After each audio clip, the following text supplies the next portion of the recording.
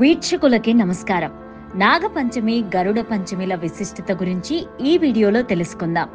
శ్రావణ శుక్ల పంచమినే నాగపంచమి, గరుడ పంచమి పేర్లతో పిలుస్తారు. సనాతన భారతీయ సంస్కృతిలో నాగపూజకి ఓ విశిష్టత ఉంది. దశాబ్దాలుగా ఈ సాంప్రదాయం కొనసాగుతోంది.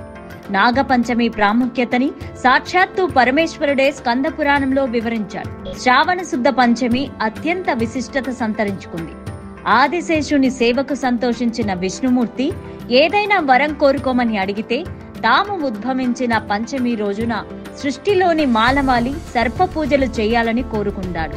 ఆదిశేషుని కోరికను మన్నించిన శ్రీ మహావిష్ణువు శ్రావణ శుక్ల పంచమి రోజున జనులు సర్ప పూజలు చేస్తారని వరమిచ్చారు.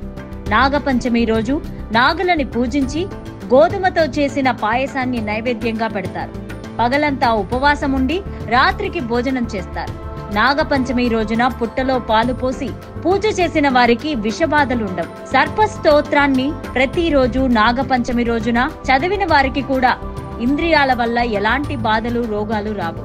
వంశాభివృద్ధి, సంతానోత్పత్తి, కార్యసిద్ధి కలిగి కాలసర్ప దోషాలు, నాగదోషాలు తొలగిపోతాయి.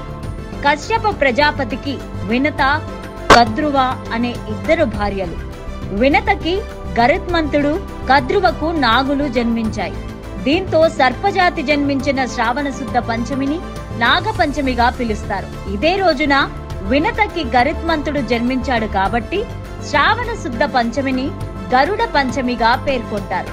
శ్రావణ శుద్ధ పంచమి రోజున సర్పజాతి ఆవిర్భవించింది కాబట్టి సర్ప భయం పోవడానికి నాగపూజ చేస్తారు. అలాగే ఈ రోజున గరుత్మంతుడు వంటి మాతృ భక్తి కలిగిన సంతానం కలగాలని గరుడ పంచమి వ్రతం చేస్తుంటారు. మరి మీ ప్రాంతాల్లో ఈ పండుగను ఎలా నిర్వహిస్తారో కామెంట్స్ రూపంలో మాకు తెలియజేయండి.